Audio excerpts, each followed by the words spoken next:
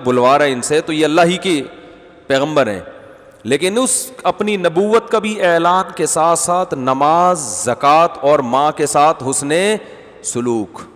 اس سے پتہ چلتا ہے اسلام میں نماز کی ویلیو، زکوٰۃ کی ویلیو اور والدین کے ساتھ اچھے سلوک کی ویلیو کا پتہ چلتا ہے. آج ایک تو انتہائی افسوس کے ساتھ کہنا پڑتا ہے، یہ جو یوٹیوبرز نے جھگڑوں میں ڈال دیا نا صحابہ کے بارے میں، حضرت معاویہ کے اختلاف، بنو امیہ نے یوں کر دیا، محمد بن قاسم نے یوں کر دیا، جو سارے اسلامک ہیروز کو زیرو بنا دیا. اور ایک فضول جھگڑا رفع الیدین امام کے پیچھے یوٹیوب پہ جائیں یہی ملے گا. 70 سال پہلے جاؤ گے تو امام حنیفہ آئیں گے، تو اس سے 76 سال اور پیچھے چلے جاؤ تو نبی آ رہے ہیں، تو ڈائریکٹ نبی تک کیوں نہیں پہنچ جاتے؟ ابو حنیفہ تک جانے کی کیا ضرورت ہے؟ یہ وسوسے ڈالنا لوگوں کے دماغ میں. او بھائی ابو حنیفہ تک جو جا رہا ہے وہ بھی نماز سیکھنے کے لیے کہ نبی کی نماز کو انہوں نے ہم سے زیادہ سمجھا ہوگا. اختلافی مسائل جو بحثیں امت میں ختم ہو چکی ہیں. امت نے یہ ثابت کر دیا ہے بحثیں کر کے، کتابیں لکھ کے، کہ بھائی رفع الیدین والی نماز بھی ٹھیک اور رفع الیدین نہ کرنے والی نماز بھی ٹھیک. دونوں صحابہ میں دونوں اختلافی مسئلے ہیں. کچھ صحابہ رفع الیدین کے ساتھ نماز پڑھتے تھے، کچھ رفع الیدین کے بغیر. امام ترمذی نے لکھا ہے نا، امام بخاری کے شاگرد، رفع الیدین نہ کرنے کا ذکر آیا تو کہا یہ بھی بہت سے صحابہ کا مذہب ہے. وَبِهِ يَقُولُ غَيْرُ وَاحِدٍ مِّنْ أَهْلِ الْعِلْمِ مِّنْ أَصْحَابِ النَّبِيِّ صلی اللہ علیہ وسلم. فرمایا بہت سارے صحابہ کا یہی مذہب ہے کہ رفع الیدین کے بغیر نماز پڑھو. تو اب کیا ہوتا ہے، یوں کر لیا یا یوں نہیں کیا؟ لیکن آپ دیکھو امت کو کس بحث میں، اور انہی لوگوں کے ویورز بھی بہت زیادہ ہوتے ہیں. اتنی صلاحیتیں باپ سے تمیز سے بات کرنے پہ لگا دیتے. میں مسجد نبوی گیا ہوں، وہاں ایک اردو اسپیکنگ مولانا بیٹھے ہوئے ہیں. جب بھی عمرہ کرنے گیا ہوں نا، ان کے منہ سے میں نے یہی باتیں سنی ہیں. رفع الیدین، ہاتھ چھوڑ کے باندھ کے نماز، ہاتھ چھوڑ کے نماز. کسی نے ان سے پوچھا کہ ہاتھ چھوڑ کے نماز پڑھنا کیسا ہے؟ انہوں نے کہا بدعت. اس نے کہا امام مالک کا مذہب ہے. اس نے کہا حدیث کو فالو کرو، امام مالک کو فالو مت کرو. میں نے کہا یہ دیکھو، یہ لوگوں کا ذہن بنا رہا ہے کہ امام مالک حدیث کے علاوہ کسی اور چیز کو فالو کرتے تھے. اور میں نے کہا یہ مسجد نبوی میں تو امام مالک پہلے بیٹھے ہیں آ کے. 1300 سال پہلے یہ امام مالک کی جگہ تھی. وہ تم سے سینئر ہیں. ان کی رائے اگر ہاتھ چھوڑ کے نماز پڑھنے کی ہے تو آپ یہ بتاؤ بھائی یہ بھی ٹھیک ہے اور یہ بھی ٹھیک ہے.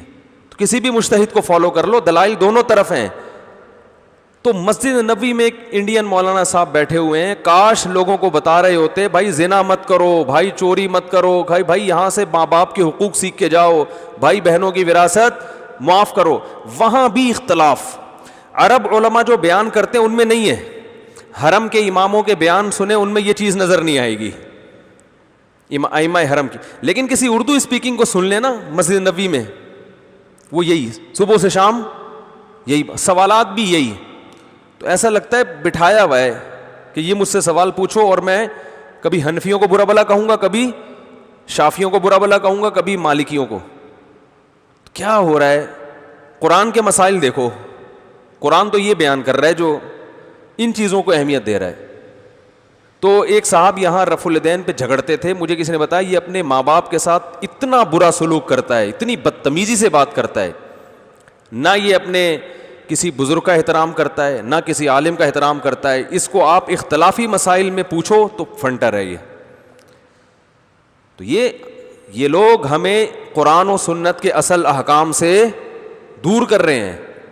تو کیسی پیاری تقریر ہے حضرت عیسیٰ علیہ السلام کی کہ میرے رب نے مجھے نماز کا حکم دیا. والزکاتی، زکوٰۃ کے مراد کیا ہے؟ غریبوں پر کے ساتھ حسن سلوک. مال بھی خرچ کروں گا اللہ کی راہ میں. اسلام میں کنجوسی کا کوئی تصور نہیں ہے بھائی. جب پیسہ ہے، دیکھو غیر مسلموں میں کیا ہے، جس کا پیسہ ہے بس وہی ہے. گورنمنٹ زبردستی بیشک 50% کھینچ لے تو کھینچ لے. وہاں کی حکومتیں آدھی آدھی تنخواہیں زبردستی کاٹ لیتی ہیں.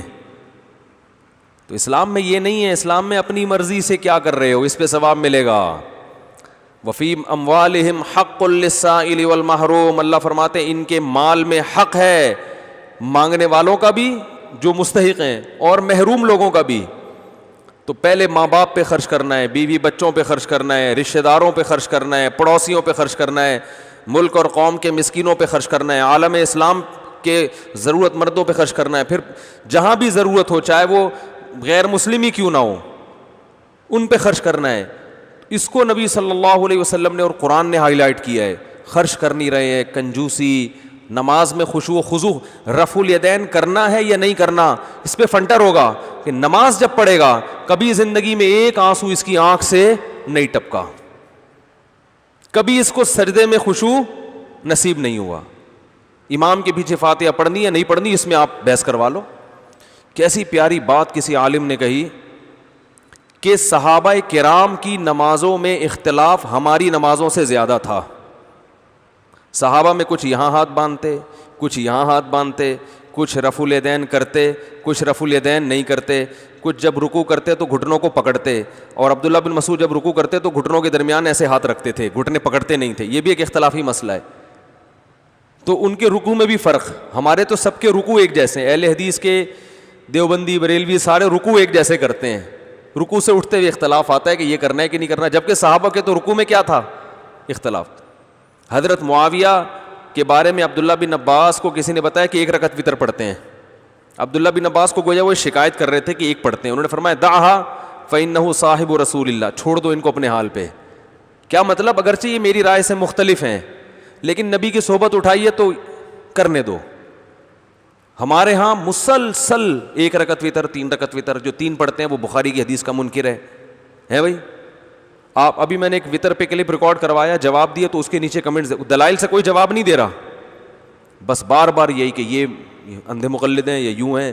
ایک ایسی بحث امت میں چھیڑ دی ہے جس کی امت کو بالکل ضرورت نہیں تھی. اسی وجہ سے ہم کہہ رہے ہیں کہ چاروں فقہ میں سے ایک کو فالو کرو اور باقیوں کو برحق سمجھو, بس اتنی سی بات ہے.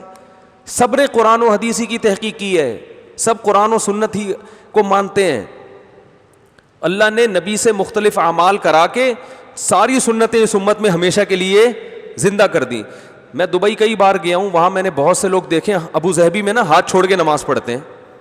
ہمیں تو کبھی تکلیف نہیں ہوئی ہے, کیا کر رہے ہو, ہاتھ چھوڑ کے کیوں نماز پڑھ رہے ہو. بھائی وہ مالکی, امام مالک کو فالو کر رہے ہیں اور ان کی بھی مضبوط دلیل ہے. امام مالک کہتے ہیں میں نے اہل مدینہ میں سب کو ہاتھ چھوڑ کے پایا ہے, لہذا وہ کہتے ہیں جو ہاتھ باندھنے کی حدیث ہے, اہل مدینہ کے عمل سے پتہ چلتا ہے کہ نبی کا آخری عمل کیا تھا, ہاتھ چھوڑنے کا. وہ بھی ٹھیک ہے, ہم ہاتھ کیوں باندھتے ہیں بھائی, ہم امام حنیفہ کی تحقیق کو فالو کرتے ہیں, ان کے ہاں افضل کیا ہے.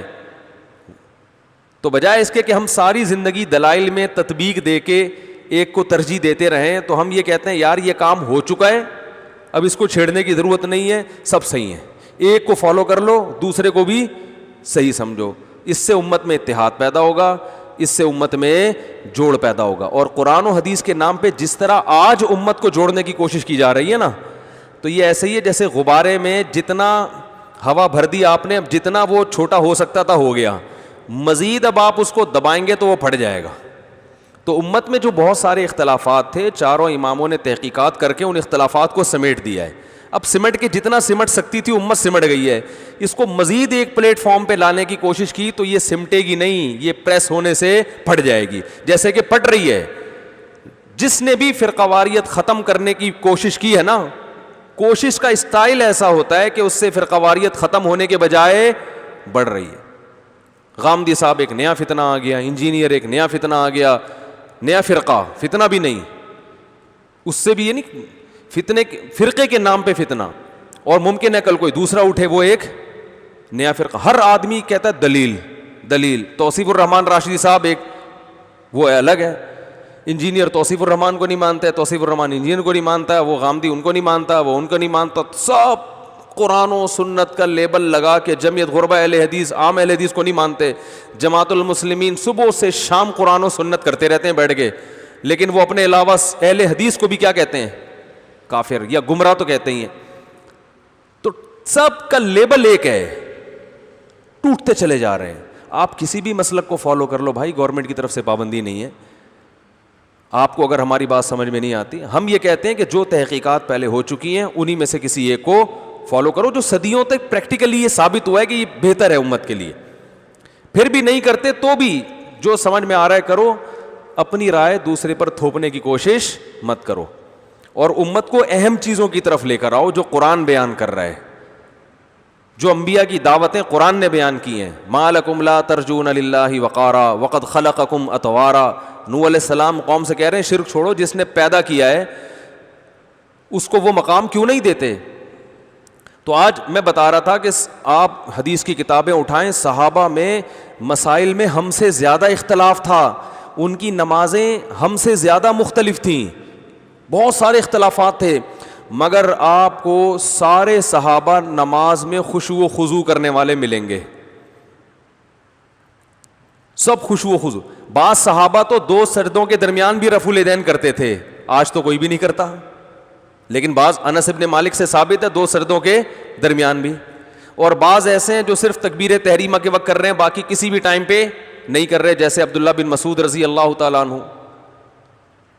تو ہر طرح کے ملیں گے آپ کو, بعض ہاتھ چھوڑ کے نماز پڑھ رہے ہیں, ہاتھ باندھ کے, اور بعض ہاتھ چھوڑ کے, بعض امام کے پیچھے آمین زور سے کہہ رہے ہیں, بعض آمین نہیں کہہ رہے, بعض امام کے پیچھے فاتحہ پڑھ رہے ہیں, بعض نہیں پڑھ رہے. اتنے اختلافات, ایک چیز قدر مشترک تھی, سب نمازوں میں خشوع و خضوع, سب نمازوں میں روتے تھے, سب کی نمازیں لمبی. آج فنٹر ہر آدمی بنا ہوا ہے فتوے لگانے کے لیے, نماز میں خشوع ختم, سارے مسئلے جو ہے نا, سارے دکان کے حساب کتاب کہاں حل ہوتے ہیں؟ نماز میں کھڑے ہو کر. اور نماز محبتوں کے بجائے نفرتوں کا ذریعہ بن رہی ہے. تو اس فرقے کا ہے, تو اس فرقے کا ہے, تیری نہیں ہوتی میری ہوتی ہے, ٹانگیں اور چوڑی کر, تو تھوڑی پتلی کر, ٹھیک ہے نا.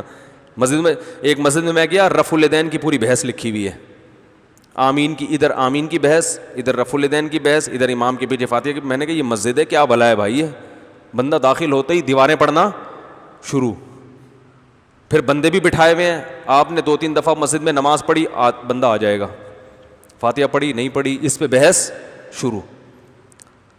کہیں بھی دنیا میں ایسا نہیں ہے. انڈونیشیا جاؤ, ملیشیا جاؤ, میں تو گیا ہوں نا, وہ فاتحہ پڑھتے ہیں, انہوں نے تو نہیں لگایا ہوا. ہم ان سے کہتے ہیں بھائی ہم فقہ حنفی کو فالو کرتے ہیں, ٹھیک ہے بھائی یہ بھی ٹھیک ہے. نہ ہماری مسجد میں کوئی دیکھا آپ نے, مسجدیں, جامع مسجد اہل حدیث, جامع مسجد بریلوی, جامع مسجد دیوبندی, ٹھیک ہے نا, فرقوں کے نام پہ مسجدیں چل رہی ہیں. حنفی دیوبندی پورا لگایا ہوا ہوتا ہے, حیاتی بھی آگے لگا دیا کسی نے, مماتی لگا دیا, پھر چکڑال بھی لگا دیا کسی نے, توحیدی لگا دیا, پھر بریلوی لگا دیا, پھر اور اہل حدیث لگا دیا. جماعت المسلمین والوں کی تو مسجد کا نام ہی مسجد المسلمین. ان کا خیال ہے کہ جو مسجد المسلمین ہے وہ تو یہی ہے, باقی سب مسجد الکافرین ہیں, ٹھیک ہے نا. ایک جماعت المسلمین والے سے کہا, میں نے کہا کہ نبی کے دور میں کوئی جماعت المسلمین نام کی کوئی مسجد دکھاؤ. نبی کے دور میں تو نمرہ مسجد, قبا مسجد یہ تھے. تو اسی وجہ سے ہماری مسجد کے باہر الفلاحیہ مسجد, کوئی فرقہ وارہ لفظ نہیں ہے. تو جو فرقہ واریت کے خلاف کام کر رہے ہیں نا آج کل, فرقہ واریت سب سے زیادہ وہی پھیلا رہے ہیں. تو روح کو دیکھیں, نعروں کو اور باتوں کو مت دیکھیں, اور ان احکامات کو فوکس کریں جو قرآن نے بیان کیے. تو اللہ نے کیا فرمایا, عیسیٰ ابن مریم کہتے ہیں میرے رب نے مجھے حکم دیا نماز کا, زکوٰۃ کا, جیسے چاہو پڑھ لو یار, لیکن دل لگا کے پڑھو.